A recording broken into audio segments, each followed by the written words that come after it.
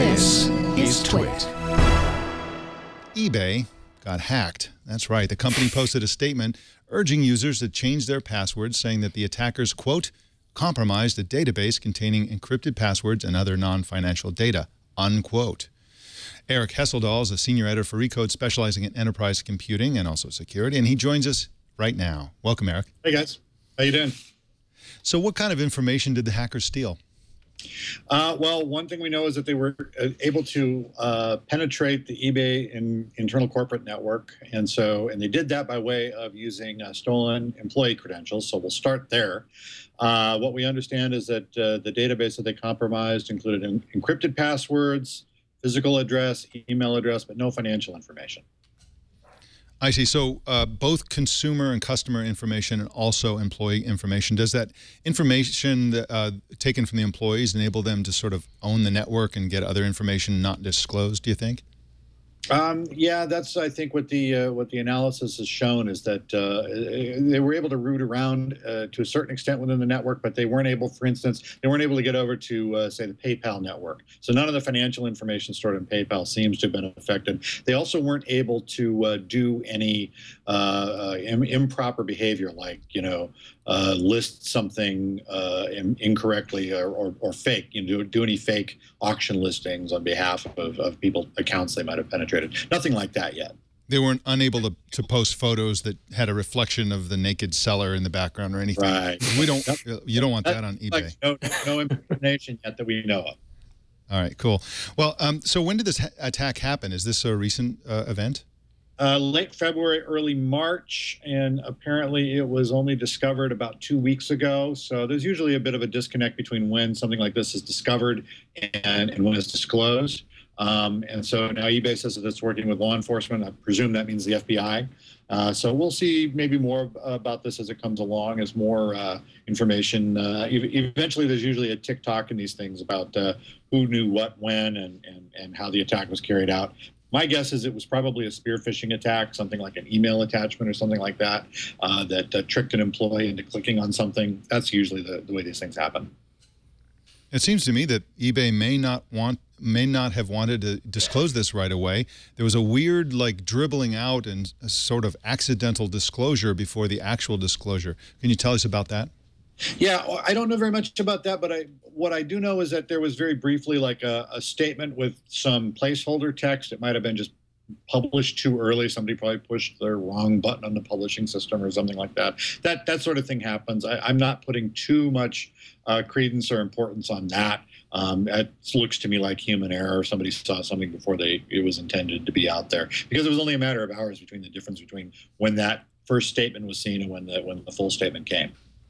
There seems to be a pandemic of that sort of activity. It sounds to me like they intended to post one thing, but pasted something and they had the wrong thing in their clipboard.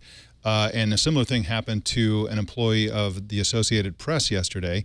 They meant to paste in the remainder of a photo caption, but actually they pasted in the cover letter that they had sent to BuzzFeed in trying to get a job. And that went out and was published internationally.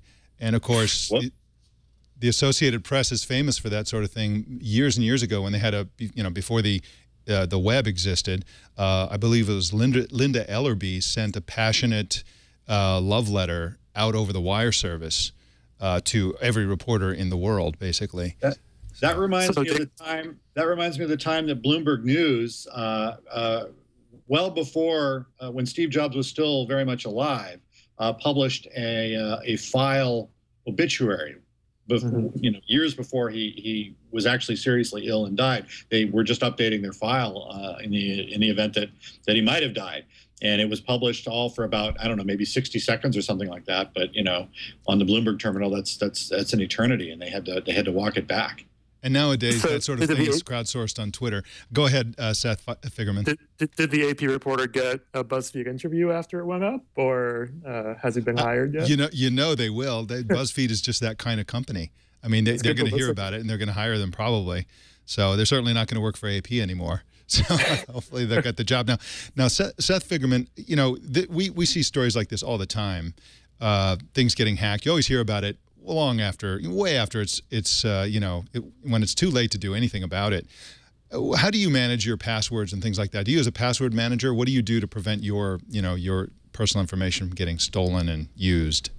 So unfortunately, I do not practice what I preach. I would preach that people use services like LastPass and Dashlane and things that kind of randomize your passwords. For me, I sort of have I shouldn't even say this on air, but I have one kind of core part of my password, and then I tweak it for different services, the first couple letters, the last couple letters.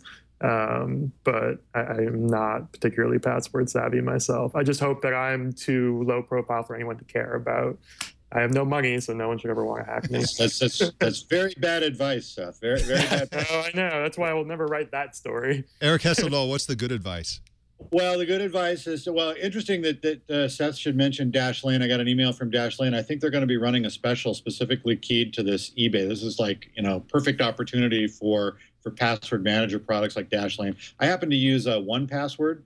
And so I use it across multiple devices. They have an interesting feature where you can upload your key file to Dropbox or iCloud or something like that, and keep it in sync. So I have it across two Macs, iPhone, iPad. If I were to work another device in there, if I wanted to, I could. So all your passwords, you change it on one, it's updated on the other, so it stays in sync, and it allows you to generate very complicated passwords that you would never be able to remember.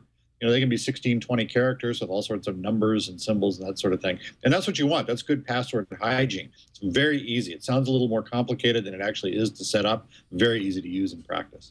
Well, Eric Hesseldahl, I want to thank you for coming on Tech News Today and telling us about the eBay hack. Really appreciate it. You bet. All right, you can find Eric Hesseldahl at recode.net, of course, and also on Twitter at AHESS247.